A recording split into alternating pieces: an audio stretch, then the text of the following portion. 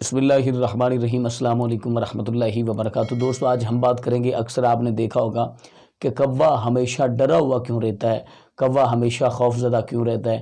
تو مزید ویڈیو شروع کرنے سے پہلے ایک چھوٹی سی گزارش ہے آپ سے کہ اگر آپ نے ابھی تک ہمارا چینل سبسکرائب نہیں کیا تو ہمارے اس چینل کو سبسکرائب کریں اور بیل آئیکن کو دبائیں تاکہ نئی آنے والی ویڈیو کا نوٹیفیکیشن آپ تک بآسانی پہنچ سکے۔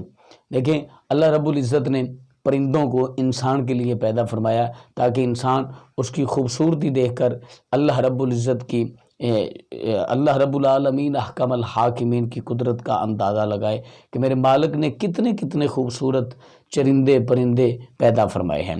تو کوا ایک ایسا جانور ہے جو ہمیشہ خوف زدہ اور ہمیشہ ڈرا ہوا رہتا ہے، اور اس کو بہت چست اور چلاک بھی سمجھا جاتا ہے، لیکن اکثر ہم میں سے لوگ یہ نہیں جانتے کہ اس کے خوف زدہ ہونے کی وجہ کیا ہے۔ اکثر ہر انسان کے علم میں ہے کہ یہ خوف زدہ رہتا ہے، لیکن یہ نہیں پتہ یہ کیوں خوف زدہ رہتا ہے۔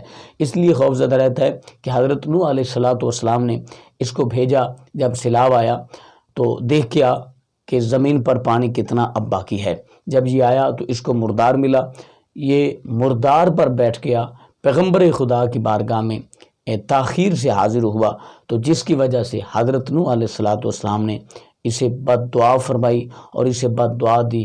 اس دن سے لے کر آج تک یہ خوف زدہ ہے، اور خوف کی بنیاد پر اس کو کہیں پہ بھی اطمینان، سکون، اطمینان قلب میسر نہیں ہے۔ یہ اللہ کے پیغمبر کی بد دعا ہے۔ اللہ کے پیغمبر نے ناراضگی کا اظہار فرمایا۔ تو اور آپ کو ہماری آج کی ویڈیو اچھی لگی ہوگی، اگر اچھی لگی ہمارے چینل کو سبسکرائب، بیل آئیکن کو دبائیں تاکہ نئی آنے والی ویڈیو کا نوٹیفیکیشن آپ تک بآسانی پہنچ سکے۔ ملتے ہیں نیکسٹ، تب تک خدا۔